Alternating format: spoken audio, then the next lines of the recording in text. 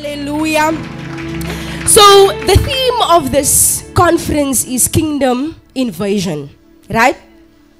So I just want to give a few definitions of the kingdom of God as well as invasion, but that's not going to be my message. So the kingdom of God refers to, or it means that it's God's rule over God's people in God's place. That's the kingdom of God. And so invasion refers to an act of entering and taking control of a place, often in a forceful, hostile manner. But as ons praat van die kingdom invasion, in order to invade, you have to be a mature son. Because ons kan nie gaan na 'n domein toe en u is nie 'n mature son nie.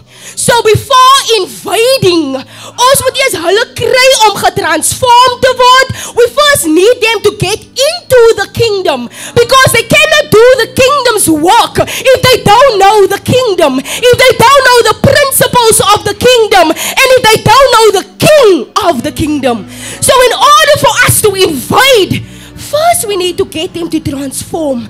The Bible says that ons moet uit die kingdom of darkness into his marvelous light. Ons moet hulle uit die kingdom van darkness uit kry eers voor ons hulle gaan uitstuur. And so first I want to speak on getting them into the kingdom. Hallelujah. So I went to Isaiah. There's the scripture, Isaiah 55. So we're going to read Isaiah 55. It's just this beautiful message where God himself invites. God himself sends out the invitation to invite people to this abundant life. And so we're going to read Isaiah 55 verse 1 till 7. We might stand in the presence of God. Hallelujah. So it says, the heading says, an invitation to abundant life. An invitation to abundant life. It reads further, it says, how everyone who thirsts, come to the waters. And you who have no money, come buy and eat. Yes, come buy wine and milk without money and without price. Why do you spend money for what is not bread, and your wages for what does not satisfy? Listen carefully to me and eat what is good, and let your soul delight itself in abundance. Incline your ear and come to me. You and your soul shall live, and I will make an everlasting covenant with you. The sure mercies of David, indeed, I have given him as a witness to the people, a leader and a commander for the people. Surely you shall come a nation, call a nation you do not know, and nations who do not know you shall run to you, because of the Lord your God and the Holy One of Israel, for he has glorified you. Seek the Lord while he may be found. Call upon him while he is near. Let the wicked forsake his way, and the unrighteous man his thoughts, and he will have mercy on him, and to our God, for he will abundantly pardon. Hallelujah. You may be seated. So die Bybel begin, in Afrikaans sê die Bybel so mooi. Het sê, ek wil met julle 'n ewige verbond sluit. God says that he wants to make covenant, everlasting covenant with you. The verse starts with, are you thirsty? Die Bybel sê dat jy het geld nodig om hierdie invitation te aanvaar. Hy sê, hoekom sal julle aan iets betaal wat julle nie kan regtig satisfy binne nie? Hoekom sal julle op iets julle aandag gee wat nie regtig vir julle kan satisfy nie? Hy sê, maar ek is mos die lewende water. As ek dink aan die vrou en John wat na God toe of na Jesus toe gekom het by die well, hy sê, hy gee hom voor en hy stel hom voor as ek is die een met die wat die lewende water is. And so my message this afternoon or this evening is, as jy dors is, hier is die plek.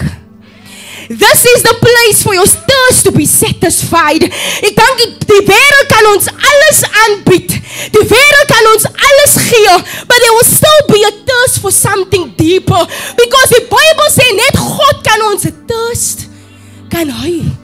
Hy kan ons alleen van ons thirst genees. And so I want to go further on the word.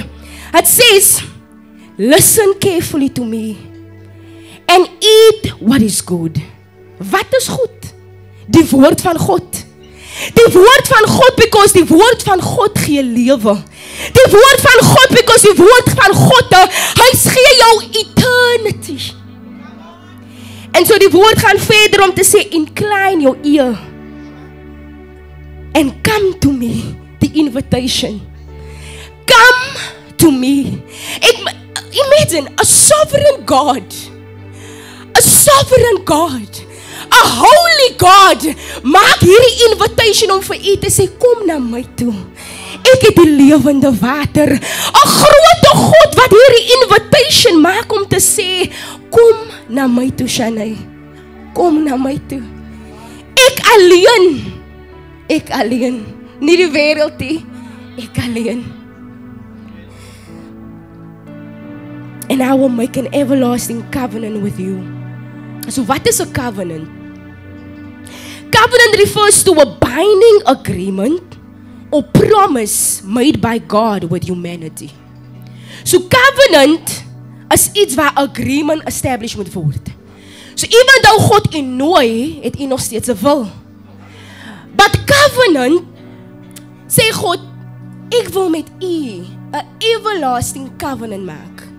Hy wil 'n relationship met u begin wat everlasting is. Nie 'n relationship wat temporary is nie. Nie 'n relationship wat 'n paar jaar is nie, but he wants to establish a relationship forever. Hy wil met u dwell forever. Hy wil met u staan forever. Hy wil u nooit verlaat nie. I mean, a sovereign God kom neer om vir u te invite. Kom in covenant met my. Come into relationship met my. En as ons terugkyk, kan ons sien dat daar was baie covenants. Noah, daar was covenants met Moses, met David. En as ons kyk na Moses, vir die wat ons dink, like, hoe kan God vir my gebruik? Wie is ek dan? Jy sien, Moses moes dood gegaan het. Because Farao het moes al die eerste seuns, of die seuns wat gebore was wil Farao moes doodgemaak het, right? Maar omdat hulle hom gestuur het op die Nylrivier, en omdat sy dogter hom gekry het, Moses wat eers regtig kon gepraat het. Die Bybel sê hy vat vir Moses, en hy maak vir Moses een wat letterlik vir Egypt invade. Hy gebruik vir Moses om 'n hele invasion te gebruik, om 'n invasion te maak. Iemand wat gestatter het, iemand wat gedink het, Here, maar kan u nie vir die gebruik nie. Hy gebruik vir Moses om die grootste escape van Israel te maak. Nie net gebruik hy vir Moses om hulle uit te bring nie, maar hy sê dat voor 'n groter rooi see. Imagine iemand wat op command van God se instruction 'n hele see laat oopgaan het. God kan u nog steeds gebruik vir daai. So as jy voel vandag is minder waardig, as jy voel vandag, maar hoe kan God vir my gebruik? Ek kom aan van daar af, ek het aan dwelms gebruik, ek was aan 'n moordenaar, hoe kan God vir my gebruik? Mind you, Moses het ook iemand doodgemaak.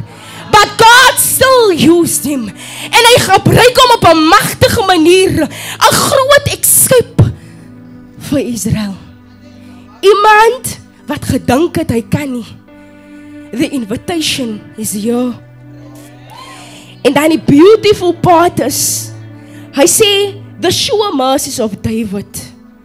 Indeed, I have given him as a witness to the people, a leader and a commander for the people.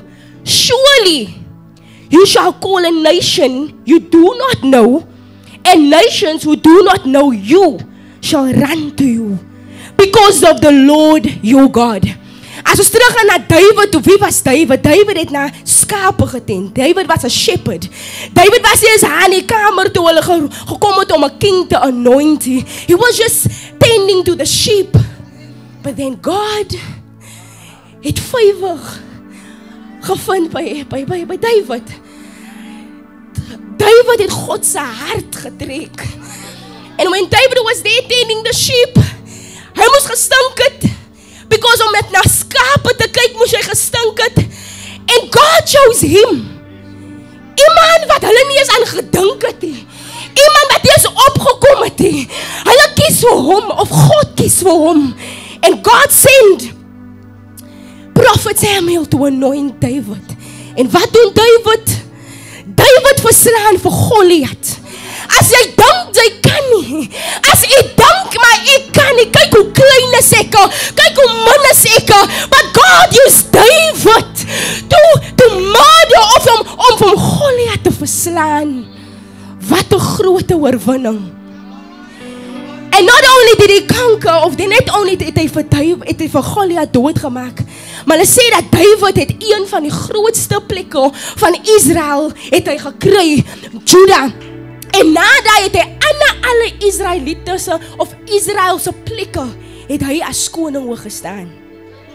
So he conquered. He invaded. David conquered Jerusalem and expanded Israel's territory through military victory. Military victory is wanneer ons force gebruik. Military victory is wanneer ons hostile, forceful menace gebruik om te invade. So David was die een gewees wat plekke ge-invade het. David, die een wat hulle gedink het, kan nie die een wees om 'n koning te wees nie. David ruled as king after Saul died. Van 'n shepherd af tot 'n king. God can still use you. God can still use you. God can still use you. Die ding is, hy wil 'n covenant met jou establish. He wants to bring you into his light, out of darkness. He wants to bring you out of sin. He wants to bring you out of dinge waar jy voel dat ek kan nie meer nie. Het al oral gegaan. Dokters het al na toe gegaan. Het al oral gegaan vir hulp, because he's a hongerie binne in my, wat net nie kan gesatisfy word nie. But God says, ek kan dit doen. The invitation is here. Die God is hier. Hy sê in die woord, seek the Lord while he may be found. Call upon him while he is near.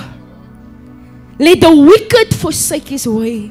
Die ding is, wanneer jy die donkerte uitkom, out of your wicked ways, you have to turn. Jy moet los om in die lig te kan kom. And so God is here tonight. He's here tonight. Hy wil met u 'n everlasting covenant sluit. Hy wil u in die kingdom of light inbring. Hy wil nie hê u moet verlore gaan nie. He's a God that loves. Hy's 'n God wat omgee. Hy's 'n God wat belangstel in u, wat 'n behaag het in u. And so I want to close and I want to leave you with this. Die Here is nog op soek na u. Hy soek nog na u. This conference, this 10 crusade is a way, it's a grace. It's still grace available for u. Die conference is nog steeds sy hand soekend na u. Is nog steeds sy oor. Hy wil nog steeds hoor dat Here, ek wil u dien. Here, ek wil in 'n relationship met u gaan. Here, ek wil met u 'n pad stap. Here, ek wil. And so this evening is a chance for you to walk into that light as I give over to our pastor.